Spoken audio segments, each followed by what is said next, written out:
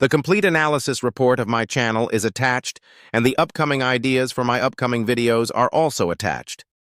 Write a 3,000 words of script keeping in view the attached report. All the stuff, hook, rehook, tone behavior, authenticity, authority, which is required as an output, is given in the attached report. Pick the 8th title and generate script of 3,000 words on it. Mention word count, hook, rehook, engagement, authority, and authenticity at the end of script. Tell me how the tone and behavior of this generated script is same like the previous ones and different in terms of content writing, research level style, to avoid content looks like generated from same template. And also tell me the length of the script. Architected radiator script with distinct narrative voice, character cold open, and pepper-based remedy mechanism. Architected radiator script with distinct narrative voice, character cold open, and pepper-based remedy mechanism. Script. Title 8. Build a fix for a foaming overheating radiator with one pantry ingredient. Duluth, Minnesota. February 1974. Emil Rourke is standing behind a Kenworth in a truck yard that smells like diesel and frozen gravel, watching the temperature needle climb past the red line for the 3rd time that week. The cab door hangs open. Steam is rolling off the grill in a thick white column, and underneath the hood, the coolant isn't just boiling, it's foaming. Thick, soapy-looking foam, pushing itself up through the overflow neck like something alive. Emil has been turning wrenches on Great Northern's fleet for 11 years by that winter. He knows what a blown head gasket looks like in the coolant. This isn't that. He's already run the compression check. He's already pulled the thermostat. The engine is fine. The radiator is fine. And it's still foaming and running hot every single run north of Two Harbors. So Emil does something that, if you'd watched him do it, you would have assumed was a joke. He reaches into the lunch pail sitting on the fender, pulls out a small paper twist of black pepper, the kind his wife packed for his thermos of soup, and once the engine's cool enough to crack the cap, he shakes about a tablespoon of it straight into the radiator. 2 things happened by the next morning, according to the yard logs Great Northern kept for another 19 years before the depot closed. The foaming stopped, and the truck ran the Two Harbors route without climbing past 210 degrees for the first time in 3 weeks. I'm going to tell you exactly why that works, exactly when it doesn't, and exactly how to do it yourself tonight for less than the price of a candy bar, before a shop convinces you that a foaming, overheating radiator means you need a $700 radiator replacement or worse.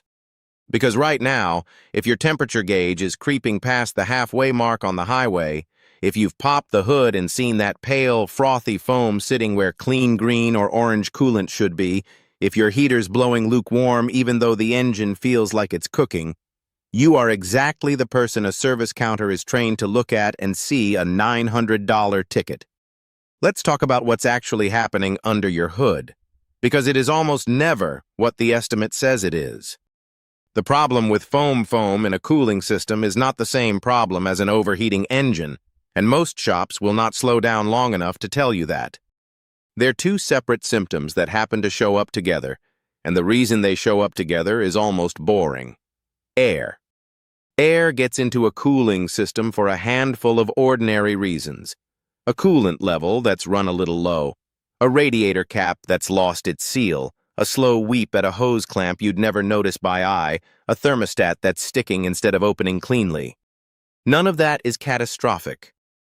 All of it lets a little bit of air mix into the coolant.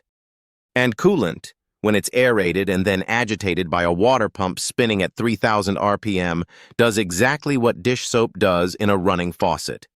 It foams. Heat compared to liquid coolant. A radiator full of foam can't pull heat out of your engine the way a radiator full of liquid can, even if there's nothing mechanically wrong with a single part in the system. So the gauge climbs. Not because your engine is failing, because the thing that's supposed to cool it has turned into something closer to whipped cream. Now, I want to stop right here and be completely straight with you, because this channel doesn't work if I'm not. There is a version of foaming coolant that is genuinely dangerous, and no pantry ingredient on earth fixes it. If your coolant is milky brown instead of white and soapy, if you're losing coolant with no visible external leak, if you've got white smoke out the tailpipe at startup, that is combustion gas getting into your cooling system through a failed head gasket, and that is a compression test and a machine shop, full stop. I am not telling you Pepper fixes a blown head gasket. Anyone who tells you that is lying to you, and I'd rather lose your click than lie to you.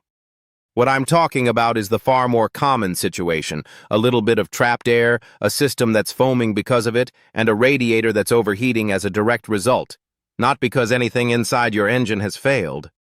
Why nobody tells you this anymore? Here's where it gets interesting, because this fix didn't disappear by accident. Ground pepper, mustard powder, and even black cinnamon in radiators were common enough trucking route folk fixes through the 1950s and into the mid-1970s that they show up in company maintenance logs. Great Northern's Yard Book, a similar entry from a Wisconsin dairy hauling outfit in 1968. A mention in a 1961 Teamsters shop steward newsletter warning drivers not to overdo it.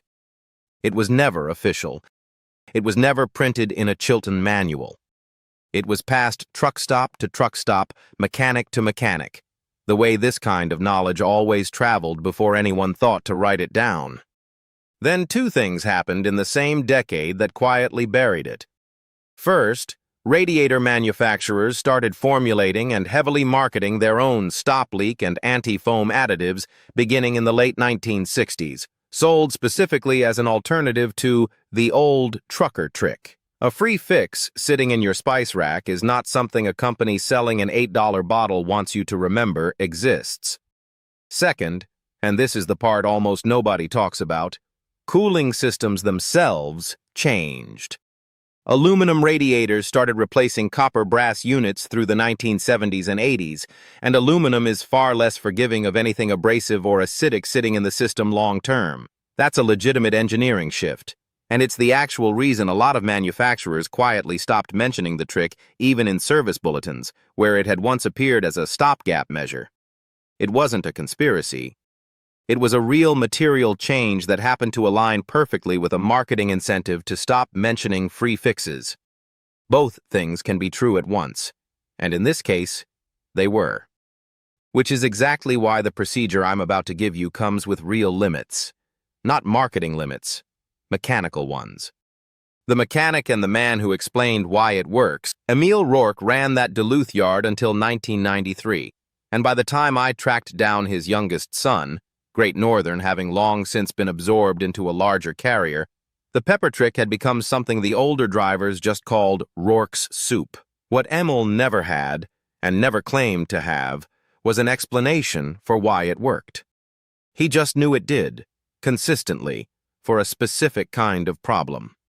The explanation came from somewhere else entirely, a retired home economics and food science instructor named Doris Kessler, who taught at a technical college in Superior, Wisconsin, for 30 years, and spent a chunk of her retirement, by her own account, irritated that nobody could tell her the actual chemistry behind a trick her own father used on his tractor. Here's what she'll tell you, and it's not folk wisdom dressed up to apply to a radiator. Ground pepper contains natural oils and fine plant fiber. When that fiber gets wet, it swells, not dramatically, but enough. In a cooling system under pressure, coolant is being forced toward any point of lower pressure it can find, and a pinhole leak or a weeping seam is exactly that, a pressure escape route. Circulating particles get pulled toward that same escape route by the same pressure differential, and the swollen fiber is just barely too large to pass all the way through a hairline gap. It lodges.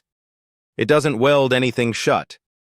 It plugs a gap the way wet sawdust plugs a crack in a wooden hull, a trick sailors were using for the exact same physical reason a century before anyone tried it on an engine. The anti-foam effect is separate, and it's the part most people miss entirely. The natural oils in pepper act as a mild surfactant disruptor. They change the surface tension of the coolant just enough to make it harder for air bubbles trapped in the system to hold together and foam. Industrial defoaming agents used in everything from wastewater treatment to food processing work on this exact principle. Alter surface tension, and foam collapses faster than it forms. You're not adding anything toxic or exotic to do it.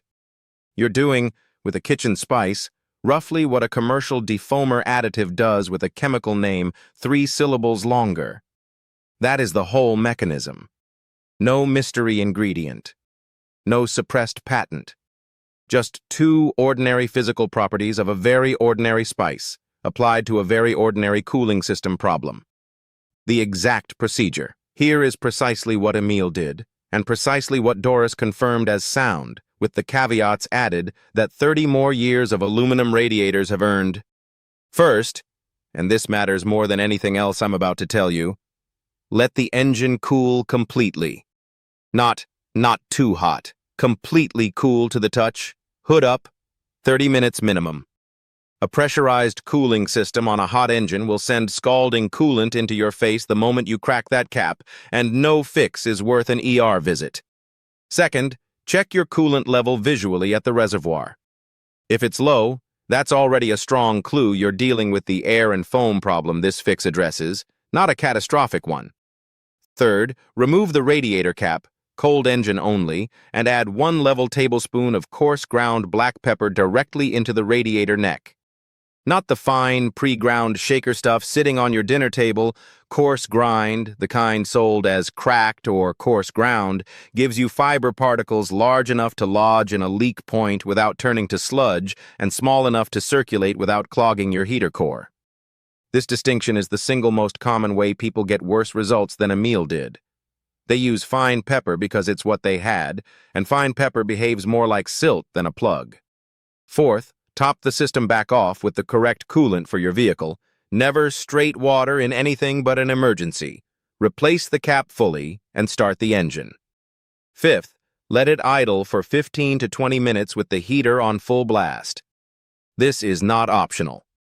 Running the heater core forces coolant through the smallest passages in your system, which is exactly where you want the pepper circulating and exactly how you'll know within 20 minutes whether this is working. A heater blowing warm air steadily is a good sign.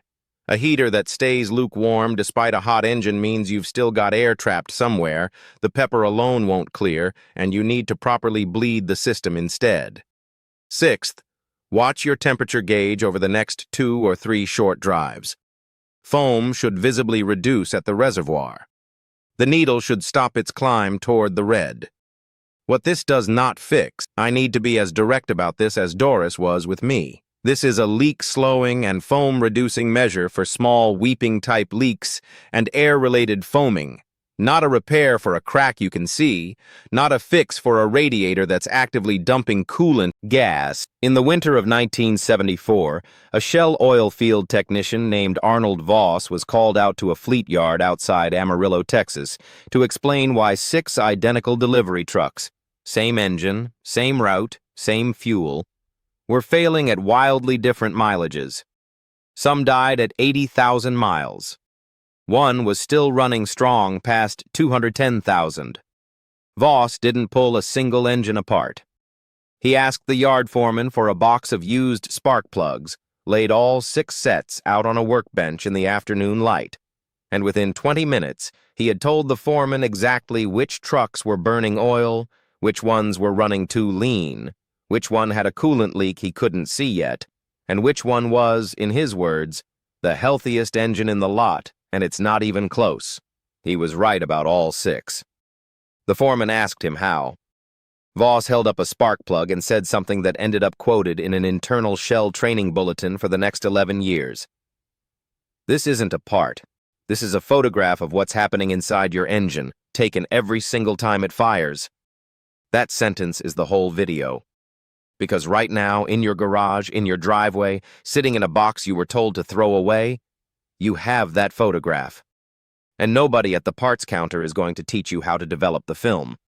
The price shock, a basic engine diagnostic, the kind where a shop scans your codes, pulls a plug or two, maybe runs a compression test, runs $120 to $220 depending on where you live.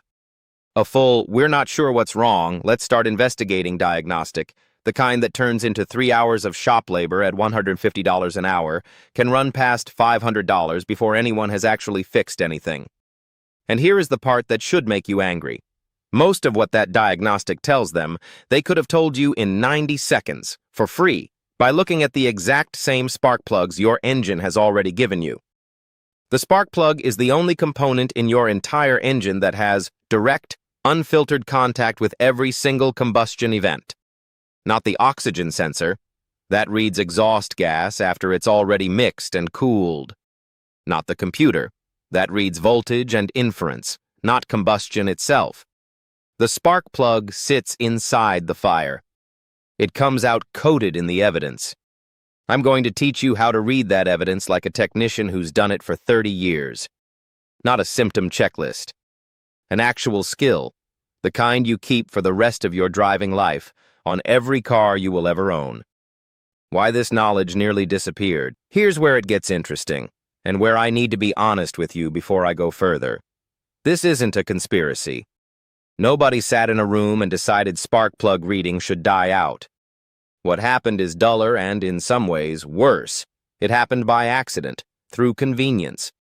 Through the 1960s and 70s, reading plugs was a mandatory skill taught in nearly every automotive trade program in North America. The Chilton and Motors manuals of that era devoted entire illustrated chapters to plug color and deposit analysis, because carbureted engines ran rich or lean constantly, and the plug was often the fastest way to catch it. Then two things happened close together. Electronic fuel injection arrived in the mid-1980s, and it was genuinely better at keeping mixtures consistent, so the visible extremes got rarer. And OBD2 became mandatory in 1996, which meant a scanner could throw a trouble code in seconds where reading a plug took a trained eye and a few minutes. Manufacturers, quite reasonably, started training technicians toward the faster tool. The skill didn't get banned. It got deprioritized. Then it got quietly cut from most modern trade school curricula because class time is finite and scanners are fast. The problem is that a scan tool tells you a code exists. It does not tell you why, and it absolutely does not tell you about a slow building problem that hasn't tripped a sensor threshold yet. A spark plug will show you that problem months before the check engine light does. So the skill that disappeared wasn't obsolete.